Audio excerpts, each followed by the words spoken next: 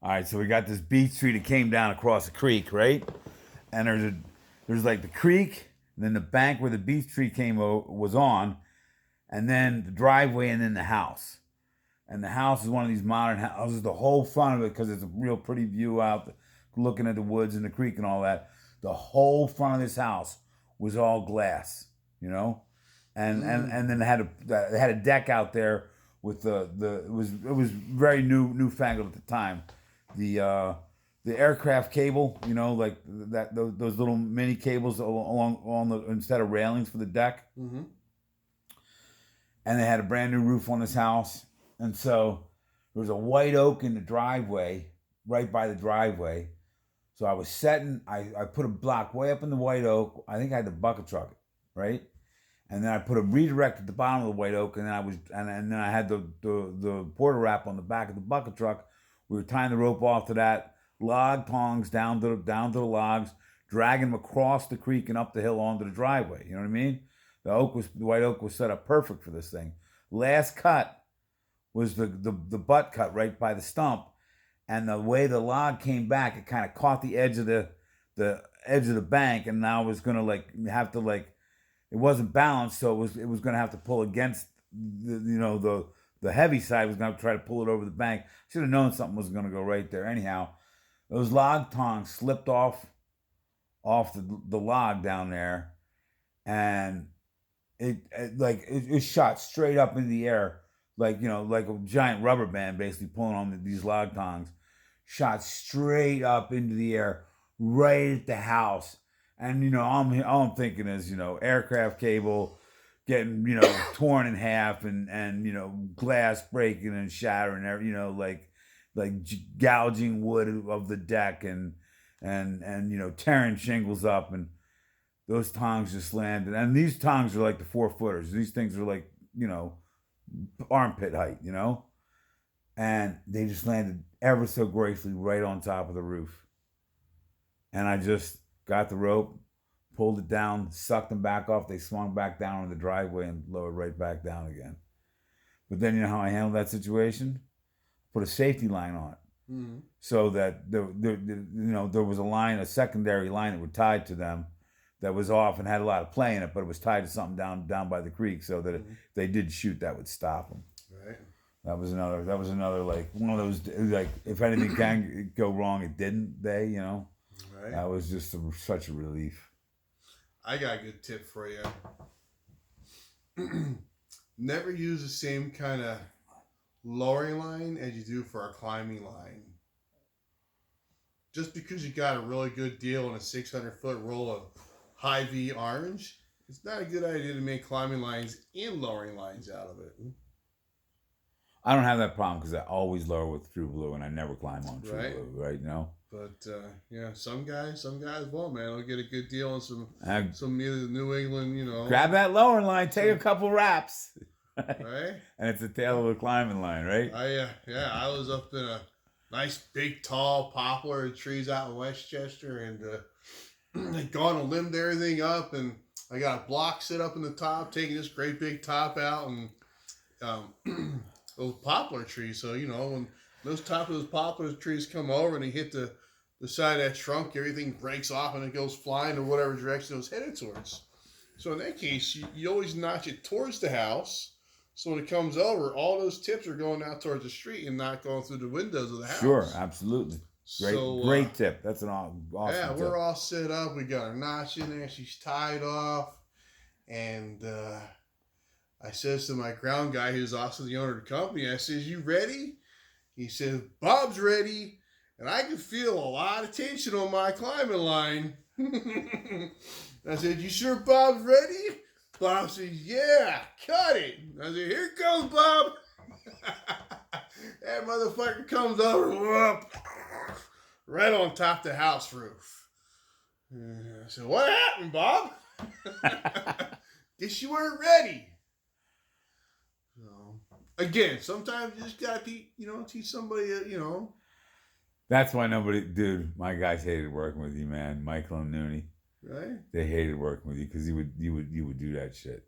Yeah, they didn't trust you, man. Stupid they are. You would stress them out all day. They're like, this guy, he looks like he's climbing these trees, but he's really trying to kill us. All right. You know, I mean, No.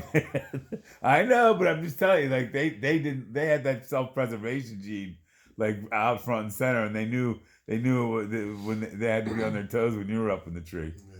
Like I'm the not time, that big of a like the time Michael's watching traffic, right? Oh shit! Yeah. And he looks up at you and he's like, "Just a minute." He holds his finger up, like, "Give me a second here. What'd you do?"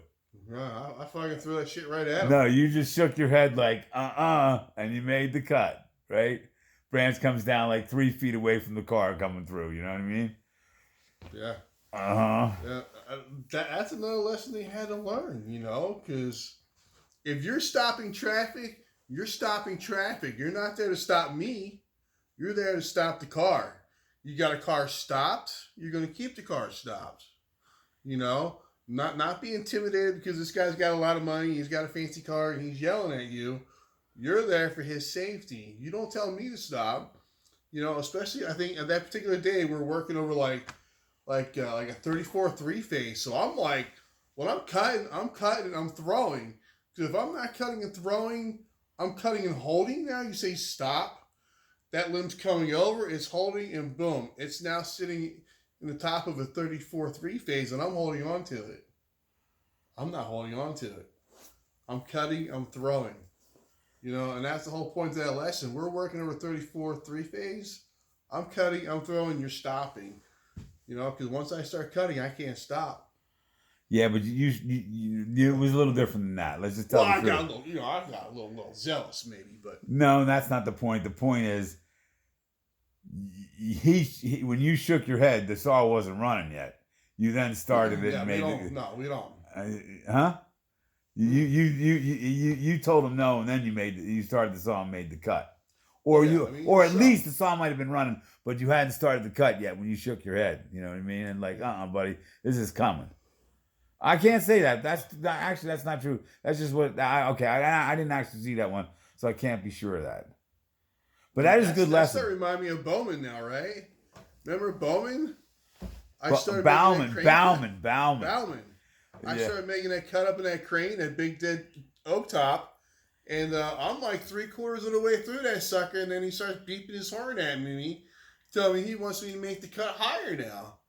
My ass is not going above a dead oak tree that I just made like 3/4 of a cut, and I'm going to go stand above that now? Yeah, right? Tie into it and make another cut? Yeah. He that was a bad call on his part. And he was like the quote unquote owner of the company, you know what I mean? Nah. I agree. I totally agree with you. Like, just tell the story, Yeah. You set he set you up in the tree. Right. Where he wanted you to strap it off. You came down to where you tied in, you started making the cut, right? You know what I mean? Like, and that's where you had to make the cut in order to keep it butt heavy, right? I mean, you didn't have a choice, right? Right. We didn't have a choice, and we couldn't go. We're not going to go standing above that. No, cut. you know what it was? He didn't like the dead branch that was like the dead branch that was like 3 or 4 feet above where you were cutting. There was a side branch, but that lead was alive, but there was one dead side branch on there, which was totally stupid. And if you know anything about oak, that oak is strong as hell, and the branch isn't. It's not like the branch is gonna go under any extra tension or any forces that are gonna be applied on it when it gets lifted off of there. You know what I mean? It's gonna float away. It's attached to the tree now. It's gonna float away attached to the tree. And then when I said that to the guy, like, there's nothing he could do. Like, that dead branch is gonna be fine. He's like, yeah, but he wouldn't stop and talk to me. He just kept cutting. Back to, like, dude, you're gonna have to be stupid all by yourself on this job because I got a job to do here. I don't come to work to talk to people. Yeah, right. Right. I'm not here to entertain you and talk to you and make you feel good. I got a job to do. Either you trust me or you don't. And then what happened later on that day? He's like, I'm not. I'll tell part of the story. Oh right, yeah. When you got the outriggers like 3 feet off the ground over there. Yeah. So what happened was the guy's like, I'm not working with this guy in the tree anymore. I said, all right, well, I'll do the climbing then. So I finished that tree or whatever. Maybe that was the last cut on that tree. We were falling the stick, but went to do the next tree. And it was a big maple, right? And it was a lot of side reach and tell them what happened. Right, yeah. So you're out there making that big cut, and you start trying to pick that thing up, and we got outriggers about 3 feet off the ground, trucks about twisting, And I said, I never would have did that to you. Right? I said, but you chose this guy, so you can fucking live with it. Well, it's the same situation. He put me up in the tree, and I set the strap where, and I knew it was, it was tip heavy. It was a lot tip heavy. That's why they came up, because it was when the piece came over and all that weight came down on it at still once. had a little leverage to it. Yeah, I mean, it had some momentum going, right? And I mean, like, if it had gone over, would I have died? If that crane had tipped, would have killed me? I forget if I would have or not. But tough to say. It depends on where that boom was, But anyhow, yeah, that was kind of. I had no idea that the outriggers came up like that. You're like, yeah, they were about like waist high, right? Yeah, that was the last time. I think that's the last time I ever worked with those guys. Yeah, I remind me it was the first time working with Matt McNulty, right?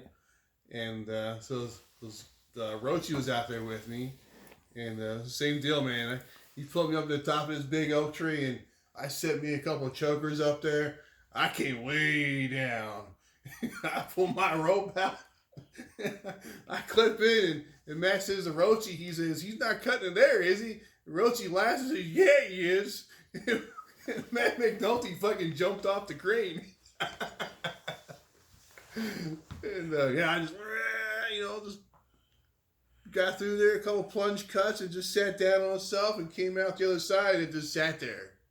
And then Matt got back up on the crane and grabbed the stick, and we just boomed it out of there. And ever since then, he trusted me. But yeah, he said to Roshi, he's not cutting an area, is he? Roshi laughed and said, yeah, he is. And who was that crane operator? I forget who that was, man. We're up. I think you sent me up the tree. You asked the crane operator. This is in Paoli. You were like, what are you good for? And I think it was like, the guy's like, we're good for 57. And you pointed me down. You're like, yeah, right there. Cut it right there. And it came off at like 52 or something. Remember that? Remember that one? Yeah. I was like, how does he know that shit? Well, dude. And there were so many times, especially early on, I'd be working with you, and I'd be like, what the fuck is he doing it like that for? Like, but I knew not to ask. Like, don't bother this guy.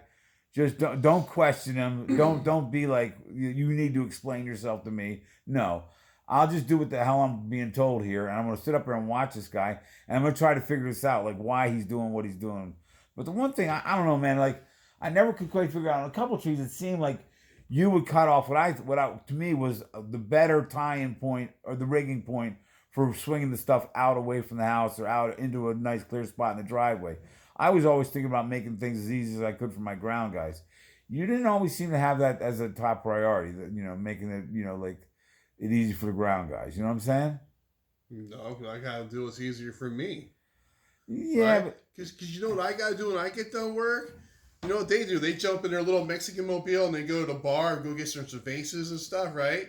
Me, I'm gonna jump in my car and I'm gonna drive over to Paoli and work another 4 hours with Daniel Murphy. Right. Right? I don't get to go get cervezas at 4 o'clock. I get to go work till 9 o'clock at night in the dark until I literally cannot fucking move my arms anymore, and then drive an hour home. Right. So sometimes I gotta take care of me. Yeah, that makes sense. Because I got a lot more work to do than they do. That is the truth, buddy. How many calories do you think you'd burn a day on one of those big days, bro? In the wintertime? Dude, probably like 10,000 calorie days, maybe. In the wintertime? Crazy. You can't wear a lot of clothes. Right. You can't wear a lot of stuff to stay warm, so now you got to burn a lot of calories just to stay warm. You can't bulk up. I was just thinking, like, those long summer days, though, where you would literally work till dark. You know what I mean? Started road at what time of word start? Man, that was like a 6:30 showtime. Right. And then drive out to the job, and we're cutting by. Sometimes I was cutting by I don't know, 7:30, 8 o'clock. We'd be cutting. Work up till 3, pack it up, drive back, leave the job at 3:30, half hour back to the shop, leave at 4, jump in the car, come over, drop, a bunch of trees for you, and work until dark. Work till dark. Or until you cramped up. That was the only thing that used to stop you. I remember Pete and I used to look up there and we'd be like, he's going to hurt himself. This is inhuman. A person shouldn't be able to do this much. Like, shouldn't be able to just keep working like this. You were like a machine, dude. That was those are trippy days, man. And you know, unless someone's worked with someone that can work at that level, you know, you just don't know what's possible. You know, I remember my buddy Bill Sotek. He was depressed, man. He was like seriously depressed, like hadn't been like doing anything. And I said, "Come on and work with us a day here." And I swear, he's told me it was that big ass oak tree in Paley. You climbed out to the tip of every branch, right over the house on the one side. I forget, it was over the second house on the other side. You walked out to the tip of every branch of this huge monster oak tree to prune it. And he told me, watching you climb kicked him out of his depression. Did I ever tell you that story? Why should I climb? Just watching you climb, right? Kicked him out of his depression. Wow. Yeah, that's pretty impressive. Yeah, we do what we gotta do out of necessity, right? You gotta take care of the family. We have choices. That's pretty trippy, bro. So yeah, like, and then, you know, after working with you, right? A lot of guys would be like, I'd just be like, "Come on down out of the tree." Well, why? No, just come on down. Just come on down. Here, I'll go do this. You know what I mean? Like, I'm not gonna sit here and watch this stuff. I'm not, you know what I mean? Like, even guys that could climb, they'd be fumbling around with a chainsaw and making stupid cuts and, you know, rigging small stuff or whatever, you know, cutting 4-foot sections and piecing them out or whatever, you know, like, I'd be like, come on out of the tree. Let's go, you know? Right. So Cody and I were doing this job with this guy. He might even watch this video, so I don't want to hurt his feelings, right? But he told me later on, I looked at him, I said, can you handle this tree? And he's like, yeah, I can handle this tree. And he told me later on it was the biggest tree I ever climbed. And, right? And, you know, I forget how it exactly went. I know Cody told me, he told him a lot of where to climb, where to tie, where to, you know what I mean, and all that stuff. But I was sitting there watching him and fumbling around, looking at the tree and staring. And he had he had every, like, you know, like all the new single line and every little gadget and like on his saddle was just like loaded with, you know, $1,000 worth of gear and an electric saw with a dead battery and what else? And I just looked at Cody. I was like, I've changed. You know, like in the old days, I'd have told this guy to get out of the tree in 15 minutes. Like, just come on down, buddy. But now, like, I'm just here. We're just gonna sit here and watch this guy fumble and fuck around for 2 days on a tree that your dad would have had done in like by 10:30 in the morning. You know what I mean? 2 days, bro. 2 days. You know, and that's the way it is. You know, I was kind of in a desperate situation, so I took what I had at the time. You know. Yeah, I don't think I've ever met a tree that didn't take past lunchtime. Yeah, well, that's because you're not on West Coast. Those West Coast trees, they'll take you past lunchtime, but yeah. But not over here. I remember asking you, like, what do you do about pine sap? You're like, I don't get pine sap. Like, why not? Because my tree's on the ground by the time it starts bleeding, you know? Right, yeah. Where I just refuse to do it. Yeah, as opposed to, like, you know, doing half the tree and like, no. You want to climb, right? Or, you know, like doing half a tree and then like coming down and leaving your ropes in the tree and then, you know, coming back the next morning and there's just sap everywhere, you know? Oh, yeah. That never happened with you, you know? It bleeds all night long all over, yeah. Screw that.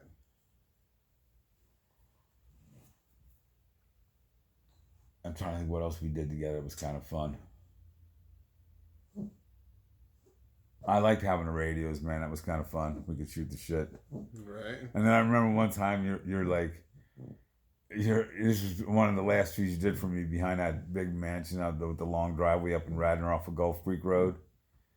So it was an oak tree back there. There was a time we used that belly loop line where it was like the piece could hit the ground and then the line was just there to stop it from rolling into the house. Not that same tree, but earlier that tree, that job. I tied the lowering line on the wrong side of the trunk, so it was gonna, you know, wasn't gonna come up clean to you. And we're on the radios, and you're like, tie it on the other side, dude. And I'm like, dude, what are you talking about? Like it's not a big deal. Like, why are you so upset? And you're like, because I'm old now too. Right. You know. Like every little movement, man. And here's the other thing. I noticed that like there's something happens for a climber when the ground crew isn't operating efficiently.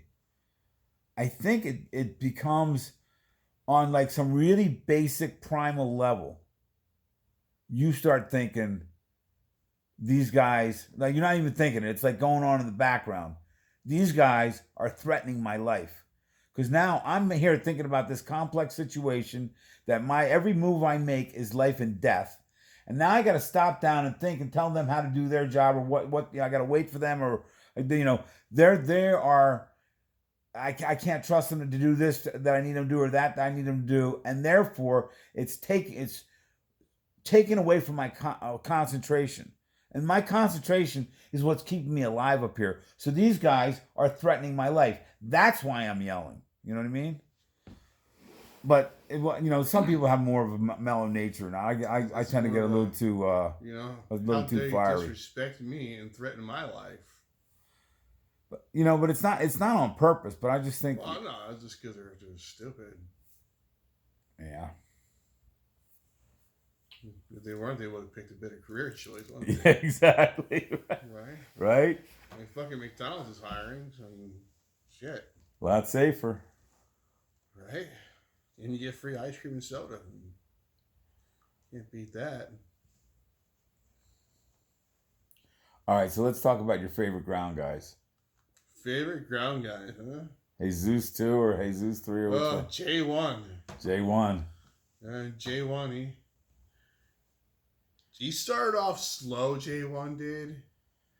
And then he slowly kind of, he got in a groove. He started learning, started working hard. And I was rolling around one day with a crane. And, like, I've already did probably, like, 3 days worth of crane work by, like, 11 o'clock. Next thing you know, we show up at this, like, I don't know, it was a big golf course type of place. There's all these big trees are coming down now still next, Jim's like, oh, come on with me. I got this, this pop-up job. I got more for you, And we show up there and fucking J1 sees all these huge fucking trees coming down. And next thing you know, every day, big tree, every day. He's like, Wednesday, no mas. Wednesday, no mas. I'm done. He's done. He's quitting on Wednesday. This is it for him. And, Jim pulled him to the side and gave him a little raise, and that guy worked twice as hard after that. And, they all wanted to come to my crew, it seemed like, Like, before it was like, oh, you're calling Big Jon, oh, fuck, Nobody wanted to go with me because they knew it was going to be a lot of work, a lot of shit coming down, Maybe not a lot of work for me. It didn't really matter to me what I cut, but for them, I mean, it's a lot of shit to handle, And there was pre-skid loader days, man. That was like everything was coming out on hand trucks, man. Oh, yeah, everything came out on a freaking log cart. We didn't take any skid steers anywhere. And you weren't even allowed to bomb stuff onto the lawns, tell them that. No, I mean, every single thing came down on a rope. Everything came on a rope. The other thing I learned from you, which I always, when I first started working with you, I was pretty amazed by, was like how you could like throw a limb down and have such great control of exactly where it was going to land. If you needed to like the tips to grab something and it bounced to the left off of this area here, or you needed to like sneak it through these couple of really tight branches that without deflecting, or you just make it, you'd make them go wherever you wanted to go. And I realized a lot of that comes from bucket experience. Once you're in the bucket and you're cutting, chucking all day, you kind of get that down a little bit, But it's cool. I love rip cutting and getting the tips to fall first, and then cutting and releasing them just at the right time to get the swing out of it and all that stuff. That's kind of a fun game for me. Wasn't always so. You remember that one cut I made, and a piece swung all the way back and almost hit the house, like 10 feet behind the branch going away from the house. The stub, you remember that cut I made? There was a crane on that job too, and you and the crane guy just laughed at me. Yeah. All right, I think we're running out of video tape here. I only got another 3 minutes here. All right, so Well, last words of wisdom here, man. What do you got to say to these last guys? wisdom, huh? I think it's all attitude. You gotta have the right attitude, right mindset, and you gotta want to do it. Right? Right equipment. Don't you can't cheap out on boots. Every little thing counts. All right, brothers. That's it. Go get yourself a pair of good boots. Thanks for watching. And thank Big Jon here, because I probably wouldn't be in the tree business without this guy. So anything I might have shared along the way that helps you guys out, this is the sensei here. This is the original teacher.